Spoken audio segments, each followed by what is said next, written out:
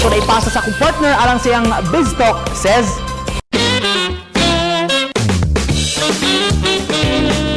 Sa BizTalk nato this morning mga kapuso, makauba nato ang usa sa mga bida sa Stairway to Heaven. Walay lain kundili si Joshua Junicio. Hi Joshua, good morning and welcome to GMA Regional TV Live.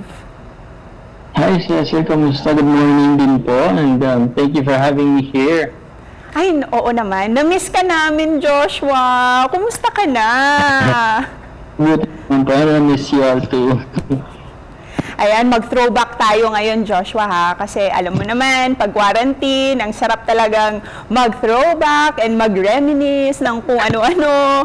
Pero ito, Joshua, sa part mo naman, which part of showbiz yung na-miss mo the most? Of course, yung acting, yung mga regional events natin, yung nakikita tayo lagi dati, and of course, yung mga kasama mo sa trabaho. Talagang miss ko yan mga regional shows.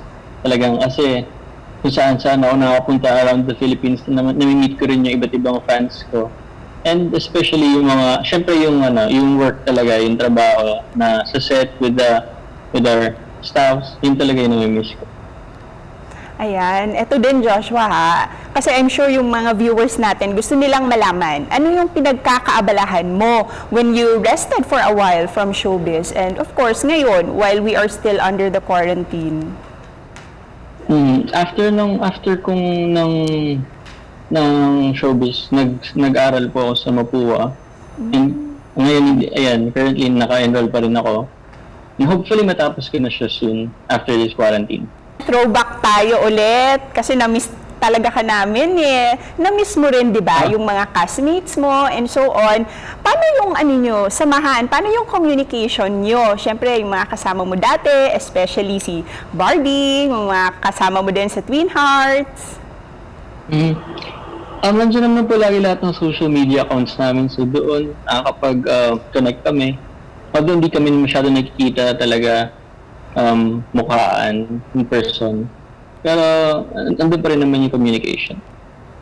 Ayan, pag-usapan natin ngayon about Stairway to Heaven. Nakaka-relate ka ba sa role mo dati bilang the young cholo? Do you also have your childhood friends na hanggang ngayon, syempre patuloy pa rin yung friendship nyo? Opo, lahat naman siguro tayo po may mga childhood friends talaga na hanggang ngayon na close pa rin sila. And syempre tulad nga noon ni Cholo na nangyari nga is parang yung childhood friend niya, parang yun na rin yung naging sweetheart niya. So parang siguro lahat naman tayo may halos lahat tayo may mga childhood friends talaga na sini-cherish natin. Joshua, let's talk about pag-ibig naman this time. Kasi alam namin nakikita namin sa social media accounts mo na masaya ang puso mo, di ba? Kumusta ka? Kumusta yung love life mo? And of course, syempre, di ba, lagi ka dito sa Cebu dati. If pwede, if safe na to travel back here in Cebu, saan mo pwedeng dalhin si girlfriend? If ever, next time, kung pwede, sana makabisita kami sa, alam po yung mga magandang diving spots kasi sa Cebu. Ayan, Boal-Boal. Ayan. Daan-Bantayan, you like.